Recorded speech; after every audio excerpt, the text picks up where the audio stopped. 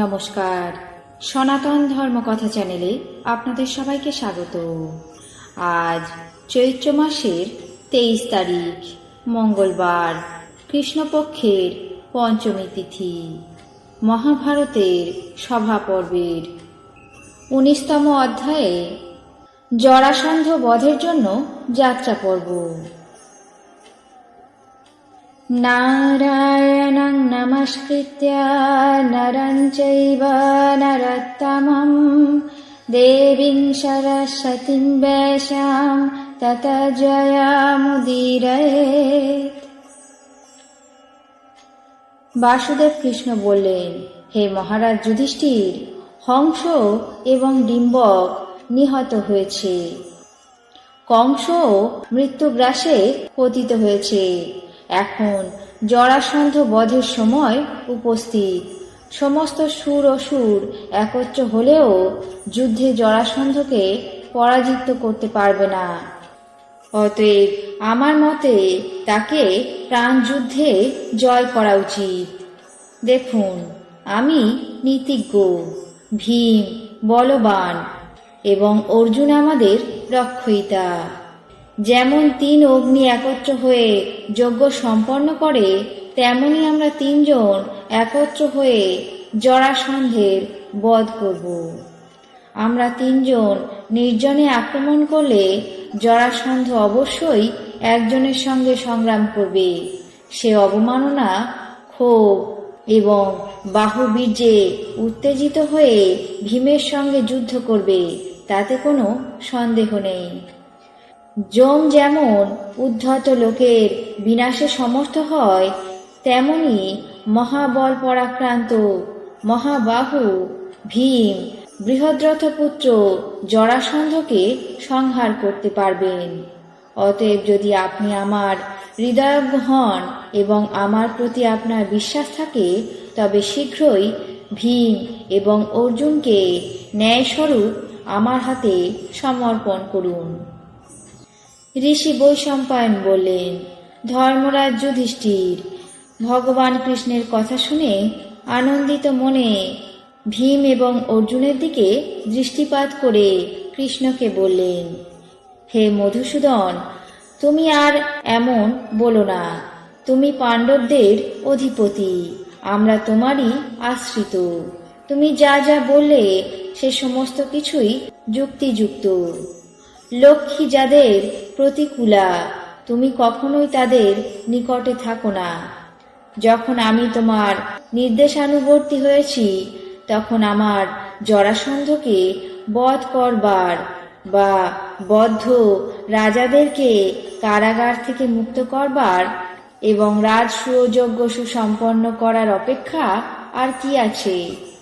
অতএব হে কৃষ্ণ, এখন যাতে এই সমস্ত কার্য দ্রুত সম্পন্ন হয়, তারই ব্যবস্থা করো। আমি তোমাদের 3 জনের ছাড়া জীবন ধারণ করতে পারবো না। অর্জুন তোমার ছাড়া জীবন ধারণ করতে পারবে না। তুমিও অর্জুনকে ছাড়া ক্ষণকাল থাকতে পারো না। এই ভূমণ্ডলে তোমাদের 2 জনের অজেয় কেউ নেই। আর এই মহাবীর্য সম্পন্ন বৃকোদর ভীম তোমাদের 2 জনের সঙ্গে থাকলে কি না সম্পন্ন করতে পারে। সৈন্য সুশিক্ষিত হলে উত্তম রূপে যুদ্ধ সমাপ্ত করা যায়। অশিক্ষিত সৈন্যরা অকর্মণ্য হয়। তার জন্য তাদের উত্তম রূপে শিক্ষা দান করা বিচক্ষণ ব্যক্তিদের কর্তব্য। যেমন ধীবরগণ যে স্থানে ছিদ্র থাকে সেই স্থান দিয়ে অভিলাষিত স্থানে জল নিয়ে যায়, তেমনি বুদ্ধিমান ব্যক্তি উপদ্রব শূন্য প্রদেশেই জড় সৈন্য নিয়ে গমন করে, মহাবীরের কাছে কখনো যান না। অতএব আমরা নীতিবিধানজ্ঞ লোকবিশ্রুত গোবিন্দকে আশ্রয় করে কার্যসিদ্ধি করব। হে যদুবংশবতংশ, তুমি প্রজ্ঞা, নীতি, বল, ক্রিয়া এবং উপায় সম্পন্ন। অতএব ভীম এবং অর্জুন অবশ্যই তোমাকে অনুসরণ করবে। এইভাবে আমাদের কার্যসিদ্ধির জন্য অর্জুন তোমার অনুগমন করুক, আর ভীম অর্জুনের অনুগমন করুক। তাহলেই বিক্রম, নীতি, জয় এবং বল সিদ্ধ হবে।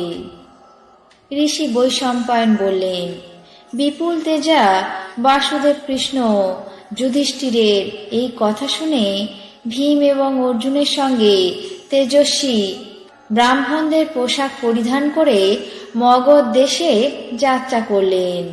সুহৃদগণ মনোহর বাক্যে তাদেরকে অভিনন্দন করতে লাগলেন।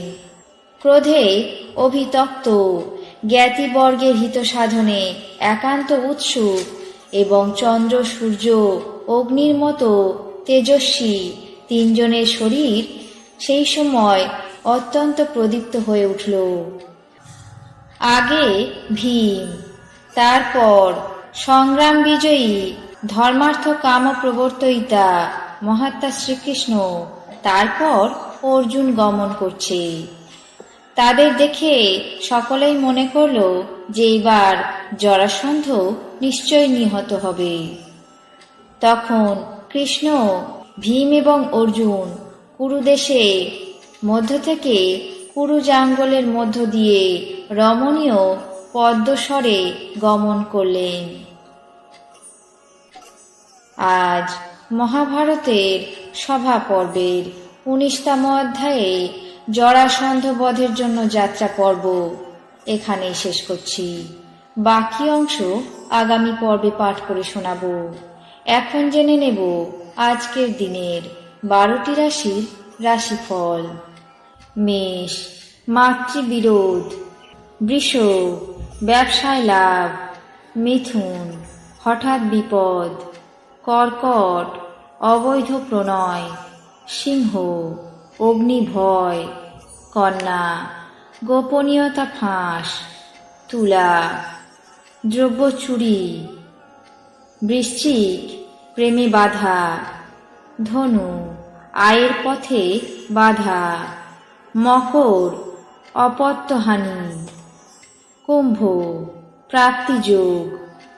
মীন, অর্থ ব্যয়। এই ছিল আজকের দিনের 12টি রাশির রাশিফল। আপনাদের কেমন লাগলো তা অবশ্যই কমেন্ট বক্সে জানাবেন। চ্যানেলটিকে সাবস্ক্রাইব করবেন, লাইক করবেন, শেয়ার করবেন। ধন্যবাদ।